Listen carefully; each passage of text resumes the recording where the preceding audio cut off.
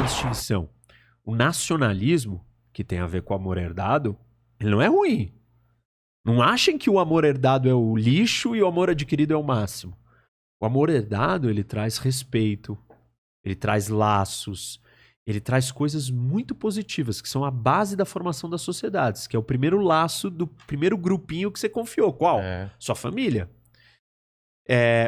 O nacionalismo é a primeira associação que a humanidade conseguiu fazer de um grupo muito grande de estranhos. Como assim? Eu não te conhecia pessoalmente até hoje. Você era um estranho para mim. Mas nós somos brasileiros. A gente tem um laço familiar com um estranho. Antes de ter o nacionalismo, a humanidade não tinha conseguido aglomerar quantidade de pessoas por um projeto em comum. A invenção do Estado-nação, do nacionalismo, permitiu que a gente fizesse isso. E isso trouxe muita riqueza, muita prosperidade, muita justiça, muita mais igualdade, muita democracia, muita liberdade para todo mundo. Qual é o problema? O problema é quando esse nacionalismo se torna hipernacionalismo. Porque aí ele não é o amor ao estranho, ou você preferiu o estranho que é parecido com você e não estar junto com o estrangeiro, que é diferente do estranho. Ele é o ódio ao estrangeiro. Aí é um problema. E aí são os movimentos fascistas. Aí são os movimentos ultranacionalistas. Aí são os extermínios, são genocídios, são as coisas que a gente assistiu na história. Caramba. Então, você percebe a diferença? Claro. Sutil. Uma coisa é nacionalismo, outra é nacionalismo. Se ela passa do ponto, ela vira ruim. Mas dizer que o nacionalismo é ruim, tá errado também. Porque um dos problemas do Brasil é a falta de nacionalismo. O que é a falta de nacionalismo do Brasil? É a gente se olhar e falar assim, eu e você, todo mundo aqui, todo mundo desse país, esses 211 milhões de pessoas, temos o mesmo objetivo, o mesmo propósito. Nós temos que trabalhar junto. O Brasil não tem isso. Porque nós somos divididos em pequenos núcleos familiares. A família é mais importante para o Brasil do que a nação. Não é isso que acontece no Japão, na Alemanha e nos Estados Unidos. Não que a família não seja importante, mas que eles atingiram um outro estágio onde esses laços maiores são muito fortes com os estranhos. A gente não, a gente só confia em quem? Amigo e família. Você não confia em estranho. O alemão, o japonês e o americano, eles têm um alto nível de confiança no estranho. E isso faz essa sociedade ser um grupo de muito mais gente trabalhando em conjunto. Aqui no Brasil é um monte de família, grupinhos isolados, trabalhando cada um por si. Tanto que você tem aquela frase famosa, dá certo, né, quem tem QI. Quem indica. Indica pra quem? Amigo e família. Você não consegue fazer negócio, você não consegue ganhar dinheiro, você não consegue entrar em certas rodas. Porque a nossa orientação, nosso círculo de confiança é prioritariamente familiar. E por que aconteceu isso na nossa história? A gente não Como desenvolveu... a gente foi formado? A gente ainda não desenvolveu o laço nacional. A identidade nacional é muito fraca. Eu pergunto, o que nós, brasileiros, compartilhamos? Futebol. Desculpa, ferrou. Então. Entendeu? É muito fraco. Não, porque assim, tá bom, a gente vai torcer pra um time junto. Legal, hein? E mesmo isso... Só que um projeto de país, um projeto de vida não é torcer pra um time. É porque me parece, esses, principalmente nos dois exemplos que você colocou, dos três aí, tanto o Japão quanto os Estados Unidos, que a produção da indústria cultural deles é tão forte que ela reforça, espalha para o mundo a cultura e faz o povo ter orgulho daquilo. Então, uma coisa reforça a outra. Exatamente. Então a gente não tem esse trabalho do Brasil da gente produzir uma obra tão exuberante, claro que a gente produz, mas a gente não vende para o mundo. Aconteceu isso com a música, né? Durante um bom tempo e tal. Mas que a gente tem orgulho de falar, cara, eu sou brasileiro. Sabe aquele negócio lá? É meu, entendeu? E os Estados Unidos e o Japão tem muito isso. A gente não tem esses laços de amor e de uma causa, de um objetivo comum. O que é ser parte de uma grande família? Qual que é o sonho americano? A família tem um objetivo comum. A sua família, a sua mãe, ela quer o seu bem, você quer o bem dela, vocês trabalham um pelo outro. Aqui no Brasil, não. Eu não quero um bem do estranho. Eu não sei nem quem ele é. Eu quero um bem do quê? do meu núcleo. Exatamente. Se você não tem isso, você não tem o que a gente chama de capital social. Eu tenho uma aula que eu falo disso no meu YouTube e é interessante porque o Warren Buffett, um dos caras mais ricos do mundo, no livro dele ele veio e fala assim, se eu tivesse nascido no Peru ou em Bangladesh, eu jamais seria o Warren Buffett. Por quê? A sociedade que você tá, as condições. Ou ela te impulsiona pra cima, ou ela te joga uma âncora pro fundo do mar e tenta te destruir. Mas é o que acontece no Brasil. Claro. Tudo aqui te E por tenta que tipo, acontece jogar isso? Porque ninguém se vê como parte da mesma família. Por que você não é parte da mesma família? Porque a nosso senso de história, de líder, de herói, de cultura, não tem esse compartilhamento. É um país continental, muito grande. O gaúcho não tem nada a ver com o cara do Acre. São climas diferentes, realidades diferentes, riquezas Mas diferentes. Mas os Estados Unidos também é assim e mesmo assim funciona, né? Porque o senso de identidade coletiva era muito forte desde o início. E aí quando eles espalharam a mesma identidade foi tomando conta do país.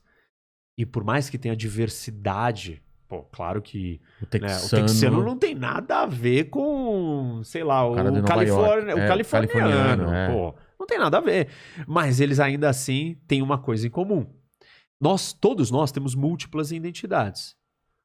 A primeira delas que você tem é o Vilela. A família Vilela. Essa é a sua primeira identidade. Qual que é a segunda? Você é desse bairro. Depois, você é dessa cidade. Depois, você é do estado de São Paulo. Depois, você é brasileiro. Depois, você é católico, cristão, sei lá qual a sua religião. E assim vai. Nós não privilegiamos essas identidades mais altas. A gente não está conectado com elas. Mas me parece também que a forma de construção aqui, como é um país que foi durante muito tempo e ainda é católico, versus o protestante, comparando com os Estados Unidos, que lá a riqueza, você atingir a riqueza é uma coisa boa... E aqui o rico é o... Então, isso é uma das teorias, né? Que explica desenvolvimento econômico. Tem essa teoria. Não, e da demonização de quem consegue as coisas aqui. Esse é um problema de natureza econômica, de valor relacionado com riqueza. Mas você não sente isso? Que nos Estados Unidos as pessoas bem-sucedidas são exaltadas e as pessoas não veem elas como vilões. Isso. E aqui é o contrário. Aqui, mesmo o cara que atinge um certo nível, ele tem que falar, não, mas eu vim lá de baixo. Ah, tá. E mesmo assim, as pessoas sempre procuram o primeiro erro para tentar derrubar a pessoa. Esse é um outro problema de valor. É um valor nosso que é um problema. Mas o que eu estava me referindo é o senso de coletivo, de unidade familiar maior. Entendi. Esse tema é muito interessante e ele tem também tudo a ver com a questão do desenvolvimento econômico, que é quais valores e quais culturas, quais religiões. Religiões são propagadores de valores. A primeira coisa que a religião faz é dizer o que é certo e errado. Exatamente. Então ela te diz para onde você tem que ir, o que é um valor, você vai descobrir com a religião. E aí, quais valores fazem você ficar mais rico, mais justo, mais livre? E isso tem a ver, tem estudos que mostram que sociedades protestantes, por não ter a questão do pecado e tal, elas judeus, aceitam a relação de dinheiro isso, do com judeu, juros, com dinheiro e tal. E o catolicismo não. E o Brasil é o maior país católico do mundo. Exatamente. Eu não gosto de...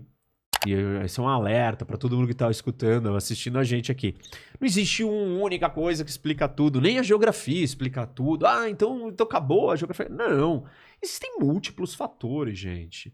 Eu estou aqui fazendo uma ênfase, mostrando uma das perspectivas que pouca gente presta atenção, que é a do tabuleiro, que é a da geografia, que é a da geopolítica. Esse elemento que você trouxe é de valor da religião para o desenvolvimento econômico. Tem outros que são de cultura.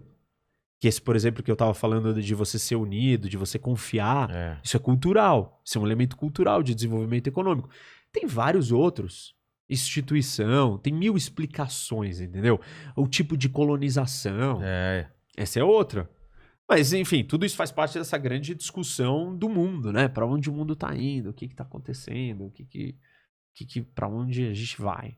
Mas é impossível a gente, sendo um país tropical, a gente atingir um nível de desenvolvimento e de riqueza... Muito boa essa pergunta. Igual a... Ainda bem que você fez, porque senão isso ia ficar... As pessoas iam ficar incomodadas, porque quando você falou lá no começo, eu pensei, pô, então é impossível. A gente tá fadado ao fracasso ou não? Não, vou explicar.